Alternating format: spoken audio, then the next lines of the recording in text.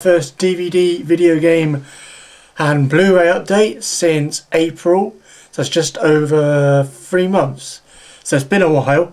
It's quite a big pile of things. It's not as big as some people's DVD updates, but for me it's pretty big for 3 months.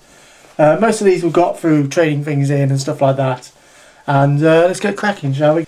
Futurama Bender's Game, which was the only movie of the Futurama movies I didn't have. So I picked that one up. A good movie, maybe not as good as the other ones.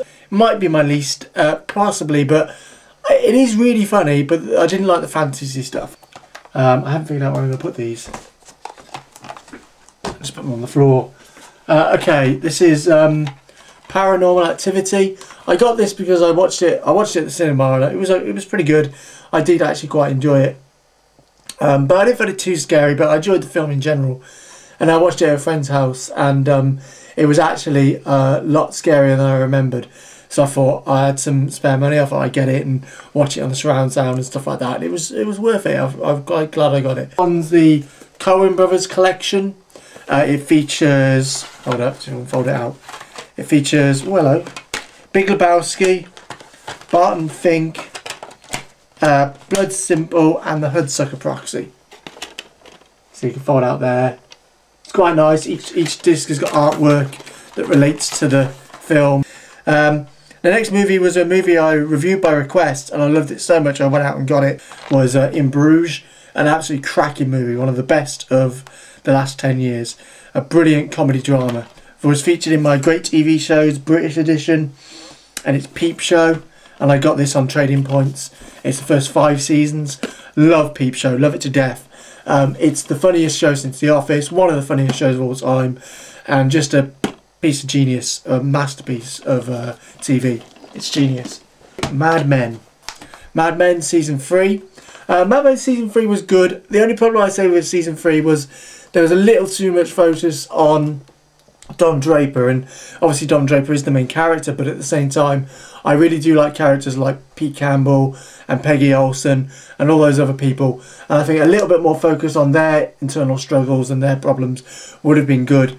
However, they did really pull it together in the last 3 or 4 episodes, was some of the best Mad Men have done. This, which was the first 2 seasons of Mad Men, in a little box, like this.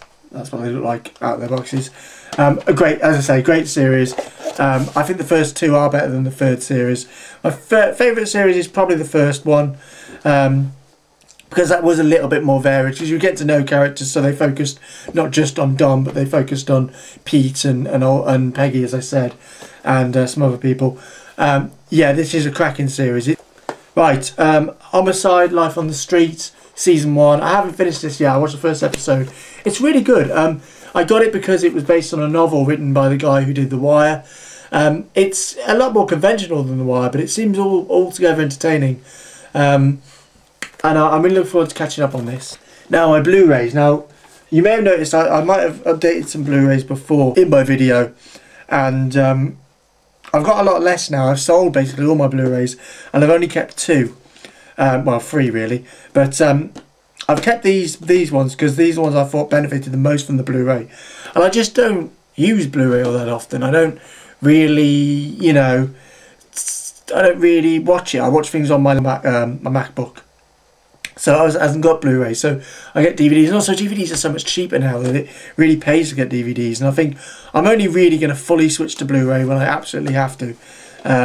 Because I see the visual things sometimes, but it's the money and the convenience for me, because I've only got one Blu-ray player in the house, so it's not always available. So there you go.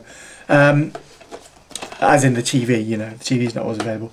Okay, so the first one is Avatar on Blu-ray, and it's the best looking Blu-ray by a mile.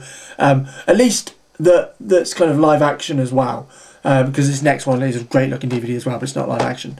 And also it made me appreciate the film a lot more as well. I do like this film for all its faults. It's enjoyable and it's fun. Double set of Toy Story 1 and 2. Got a great deal on this as well. I think it was like $16.99, which is brilliant for 2 movies. 2 of the greatest movies of all time, period. And they look absolutely stunning on Blu-ray, absolutely stunning. Video games, which is quite a large little part of the section here. I got this game because well, I wasn't a big fan of the first game in the series. It wasn't varied enough, and it was too repetitive. But this one, they really stepped it up, and it's Assassin's Creed 2. And it's actually one of my favourite purchases of video games I've ever made, because of how much it surprised me, how much better it was than the first one. It's got a lot more kind of open world feel. You can do more, you can adventure more, there's more side missions. You don't just walk around, listen to somebody on a bench and walk away. You don't just follow someone and kill them. There's a lot more to it, and I think it's a really enjoyable, really well thought out game. I did a review for this. This is FIFA 10. I'll keep this short because I did a review. Check my review out. But it's a great football game. It's not PES, but it's great all the same. Red Dead Redemption. I did some early thoughts with this with sorry. I did some early thoughts on this with my friend Koopy. You can check that video out too. But this is a cracking game. Probably my favourite of the year so far. Rockstar can't go wrong. And also the emotional part of the narrative as well. I think it might be their best story so far. I think it's the most realistic that ever could be made into a movie. I think it's the most kind of rollercoaster ride for a narrative and the story of a protagonist. And it's a hell of a game as well. It's not just a story. It's a hell of a playable game. It's beautiful scenery. The one moment I think for anybody who's played this where I suddenly thought, well, this is something special. Rockstar have outdone themselves here with this. They do this mission at one point, and this beautiful song comes on called Compass, and you're riding down after just doing this mission. It's an emotional mission. I won't say what happens. And you're riding down the mountain to this song, and there's lightning and storming, and I just thought, for anybody who says video game isn't art, just play that one end of the mission. Just play that one end of the mission and say it again. So honestly, that's another video for a different time. I'll keep this one very short. Kane and Lynch, it's shit. Terrible mechanics, clunky, horrible, rubbish, gonna sell it. Ghostbusters, did a review for this, keep this short.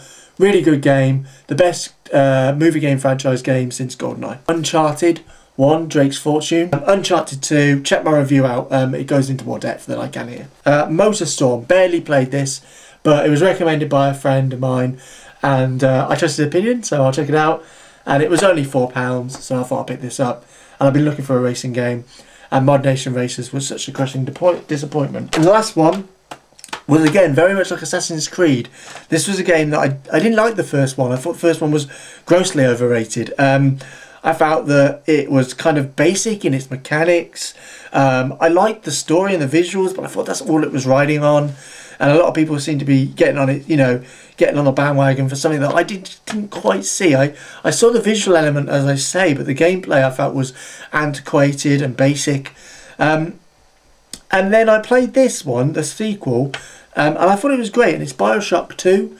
And I wasn't the biggest fan of the first one, but there was something about this one that set it apart. I think having the dual thing of having the plasmids and the weapons as separate things, and not, as in the same area and not having to switch, really made it different. I think made it a lot more enjoyable of a game. And I just was sucked into the story a lot more. I didn't find myself as stuck or bored or backtracking. I was just, for some reason, this just worked on me when the other one didn't. Sometimes you can't explain these things. So that's BioShock 2. I got it on the PS3 because it was $7.99 pre-owned. I couldn't turn it down. And also, I don't have, because originally I played it on the Xbox and from a friend, and then I deleted, I don't know if I did delete that. I might not have deleted the info, but the point it was I didn't want to buy it again because I was very near the end anyway, and I knew I was going to play for it again because I enjoyed it, so I wanted to play for it again. I thought, well, I want another game for the PS3, I want the achievements on the PS3, and I can then delete the Xbox savings and make more memory for that. So it made more sense to me to buy it on the PS3, and it was cheaper. So there you go. Right, thank you. It was quite a long one in the end. I do apologise. So take it easy. Thank you for watching. Take care. I'll catch you later. This is my very short review. At least I think it'll be short. It might not be. But this is my short review for Splosion Man on the Xbox Live Marketplace for the Xbox Live Arcade. This is a great game. I've been looking for this kind of puzzle game, and I won't get too much into it, but